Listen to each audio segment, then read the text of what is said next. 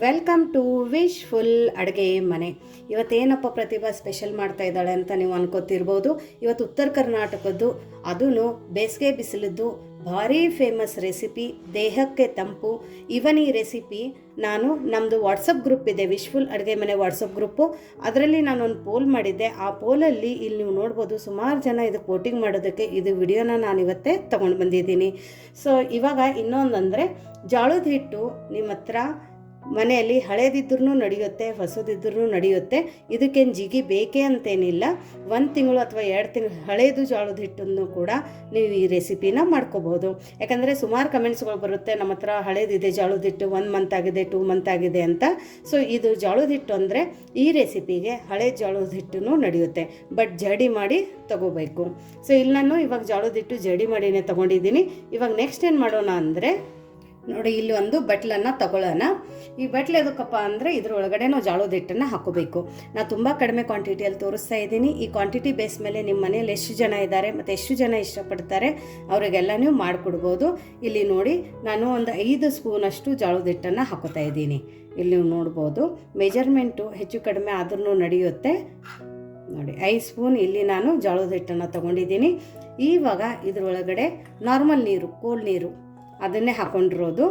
ಇದನ್ನು ಹಾಕ್ಕೊಂಡು ಗಂಟಿಲ್ಲದೆ ಥರ ಇದನ್ನು ನಾವು ಫಸ್ಟ್ ಮಿಕ್ಸ್ ಮಾಡ್ಕೋಬೇಕು. ನೋಡಿ ಇಲ್ಲಿ ಈ ಥರ ನಾನು ಸರಿನ ಮಾಡ್ಕೊಂಡಿರೋದು. ಈ ಥರ ತಿಕ್ನೆಸ್ ಇರಬೇಕು. ನೀರೊಂದು ಸ್ವಲ್ಪ ಹೆಚ್ಚಿಗಾದ್ರೂ ಏನೂ ತೊಂದರೆ ಇಲ್ಲ, ಬಟ್ ತುಂಬ ಗಟ್ಟಿ ಮಾಡಬೇಡಿ, ಈ ಥರ ಮಾಡ್ಕೊಳ್ಳಿ. ಇವಾಗ ಏನು ಮಾಡೋಣ ಅಂದರೆ ಇದನ್ನು ಪಕ್ಕಕ್ಕಿಡೋಣ. ಪಕ್ಕಕ್ಕಿಟ್ಟು ನೆಕ್ಸ್ಟ್ ಏನು ಮಾಡೋದು ಅಂತ ನೋಡೋಣ. ನೋಡಿ ಇಲ್ಲಿ ನಾನು ಮಣ್ಣಿಂದು ಮಡಕೆನ ತೊಗೊಂಡಿದ್ದೀನಿ. ಇದನ್ನು ಮಣ್ಣಿನ ಬಾಂಡೆಯಲ್ಲಿ ಮಾಡಿದರೆ ತುಂಬ ಚೆನ್ನಾಗಿ ಟೇಸ್ಟ್ ಕೊಡುತ್ತೆ, ಅಥೆಂಟಿಕ್ ಟಚ್ ಕೊಡುತ್ತೆ. ಸೊ ಇದನ್ನು ನಾನು ತೊಗೊಂಡಿದ್ದೀನಿ. ಇವಾಗ ನಾವು 5 ಸ್ಪೂನ್ ಜೋಳದ ಹಿಟ್ಟು ಅಂದರೆ ಅಪ್ರಾಕ್ಸಿಮೇಟ್ಲಿ ಒಂದು ಅರ್ಧ ಕಪ್ ಆಗುತ್ತೆ. ಸೊ ಅರ್ಧ ಕಪ್ಪಕ್ಕೆ ಒಂದು 3 ಕಪ್ಪದಷ್ಟು ಇಲ್ಲಿ ನಾವು ನೀರನ್ನು ಹಾಕೊಳ್ಳೋಣ. ಯಾಕಂದರೆ ಅದು ಜೋಳದ ಹಿಟ್ಟು ತುಂಬ ಚೆನ್ನಾಗಿ ಕುದಿಬೇಕು. ಅದಕ್ಕೋಸ್ಕರ ನೋಡಿ ಇಲ್ಲಿ ನಾನು ಒಂದು 3 ಕಪ್ಪದಷ್ಟು ನೀರನ್ನು ಹಾಕ್ಕೊಂಡಿದ್ದೀನಿ. ಜೋಳದ ಹಿಟ್ಟಿನ ಒಳಗಡೆ ನಾವು ನೀರು ಹಾಕಿ ಹಿಟ್ಟನ್ನು ಲೂಸ್ ಮಾಡ್ಕೊಂಡಿದ್ದೀವಲ್ಲ, ಆ ನೀರು ಕನ್ಸಿಡರ್ ಆಗಲ್ಲ. ಸೊ ಅದನ್ನು ಹೆಂಗಿದೆ ಅದೇ ಥರ ಬಿಟ್ಬಿಡೋಣ.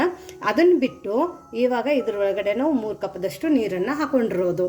ಸೊ ಇದನ್ನು ಇವಾಗ ಏನು ಮಾಡೋಣ ಅಂದರೆ, ಮೇಲ್ಗಡೆ ಒಂದು ಮುಚ್ಚಳನ ಮುಚ್ಚಿಬಿಟ್ಟು ನೀರನ್ನು ಕುದಿ ಬರೋ ತನಕ ವೇಟ್ ಮಾಡೋಣ.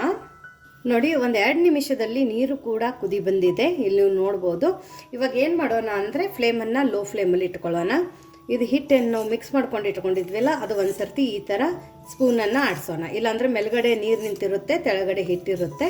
ಸೊ ಹಾಗಾಗಿ ಒಂದು ಸರ್ತಿ ನೀಟಾಗಿ ಮಿಕ್ಸ್ ಮಾಡ್ಕೊಳ್ಳೋಣ.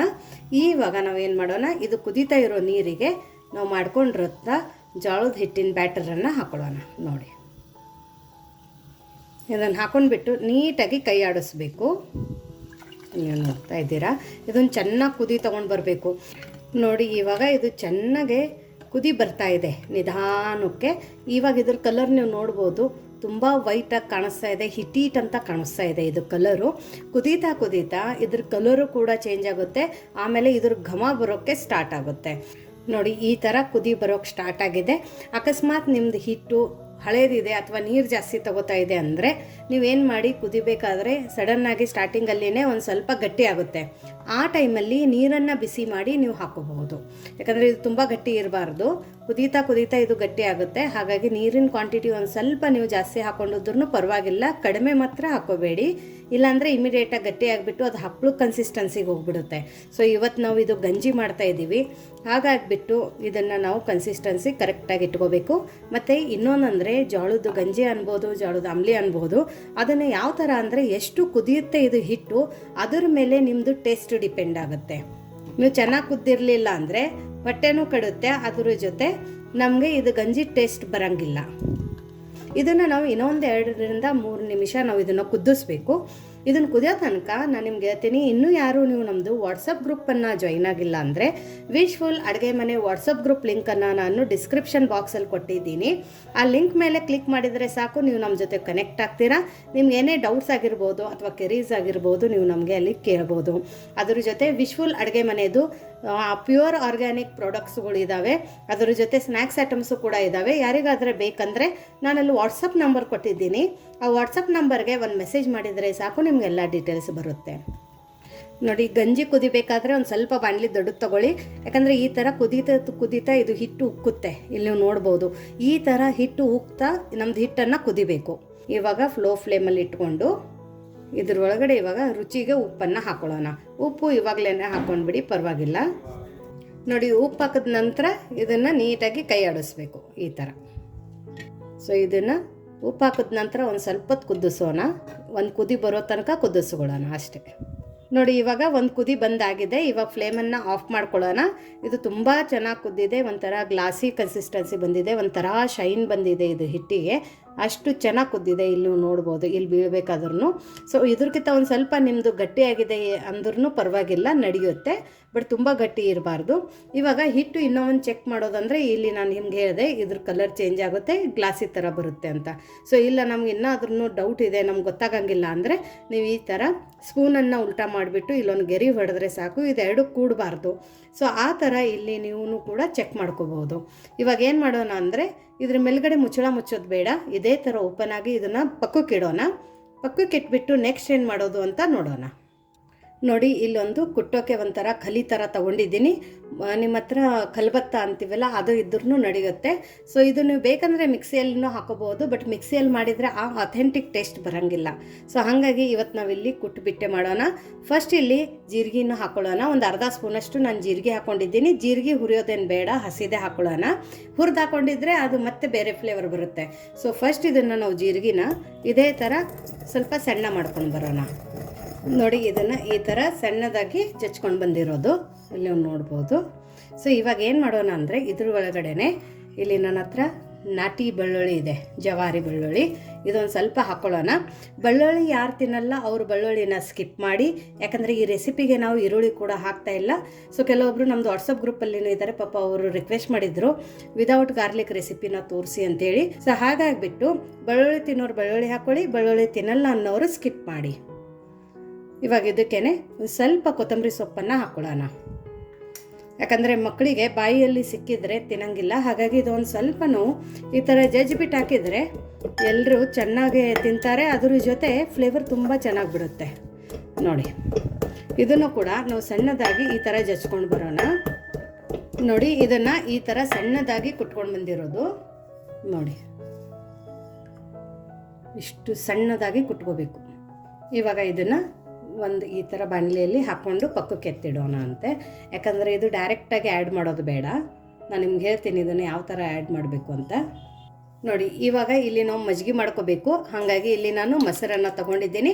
ಮೊಸರು ಒಂದು ಸ್ವಲ್ಪ ಹುಳಿ ಇದ್ರೂ ನಡೆಯುತ್ತೆ, ನಾರ್ಮಲ್ ಆಗಿದ್ರೂ ನಡೆಯುತ್ತೆ, ಸ್ಪೆಸಿಫಿಕ್ ಆಗಿಯೇ ತೊಗೋಬೇಕಂತೇನಿಲ್ಲ, ಬಟ್ ತುಂಬ ಜಾಸ್ತಿ ಹುಳಿ ಇರಬಾರ್ದು.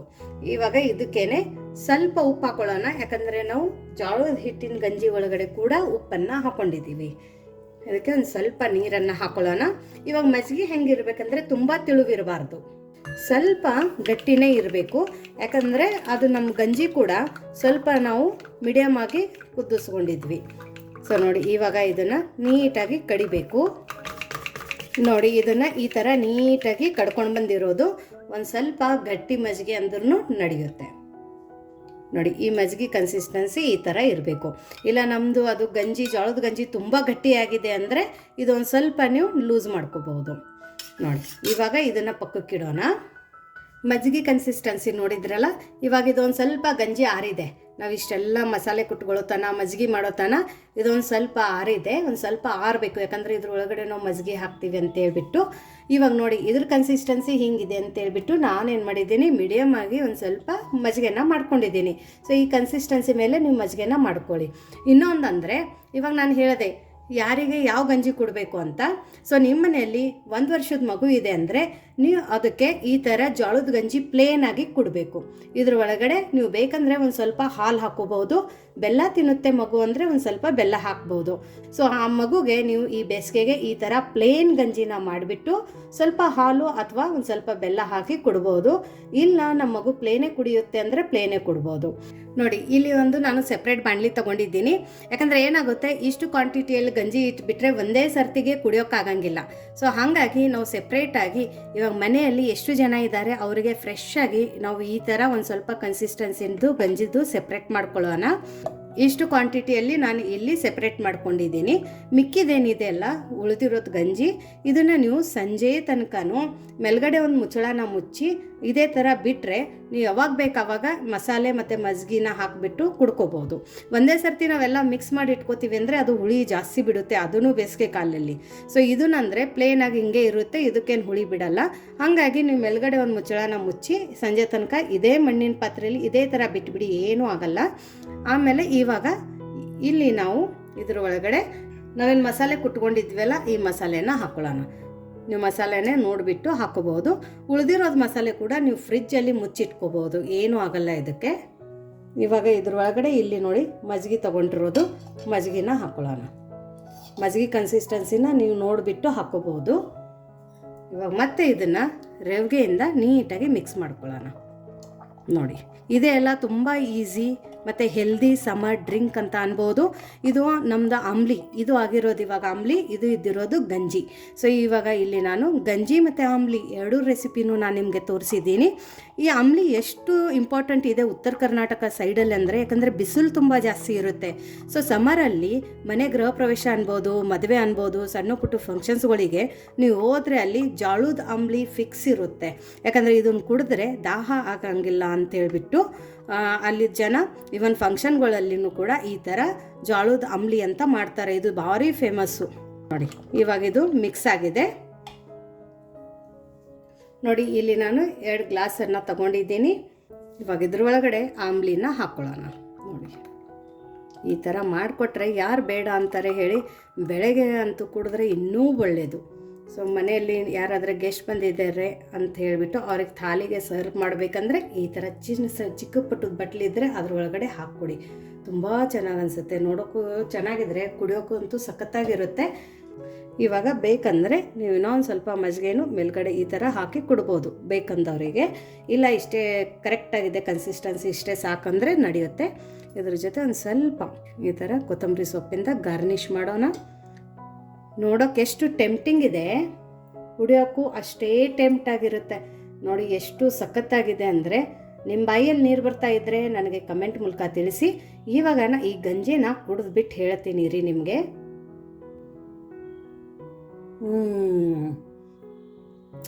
ಎಷ್ಟು ಸಖತ್ತಾಗಿದೆ ಅಂದರೆ ಗ್ಯಾರಂಟಿ ಹೇಳ್ತೀನಿ, ಸಂಜೆ ತನಕನೂ ಬಿಡಲ್ಲ, ಅಷ್ಟೂ ಪರ್ಫೆಕ್ಟ್ ಆಗಿದೆ, ಅಷ್ಟೂ ಚೆನ್ನಾಗಿದೆ. ಸೊ ಜೋಳದ ಹಿಟ್ಟಿಂದು ಈ ಥರ ಒಂದು ಹೊಸ ರೆಸಿಪಿ ನೀವು ಕೂಡ ನಿಮ್ಮ ಮನೆಯಲ್ಲಿ ಮಾಡಿ ನೋಡಿ, ಯಾವ ಥರ ಬಂತು ಅಂತ ಕಮೆಂಟ್ ಮೂಲಕ ತಿಳಿಸಿ. ಮತ್ತೆ ಸಿಗೋಣ ನಾವು ಇದೇ ಥರ ಹೊಸ ರೆಸಿಪಿ ಜೊತೆ ವಿಶ್ಫುಲ್ ಅಡುಗೆ ಮನೆಯಲ್ಲಿ. Thank you.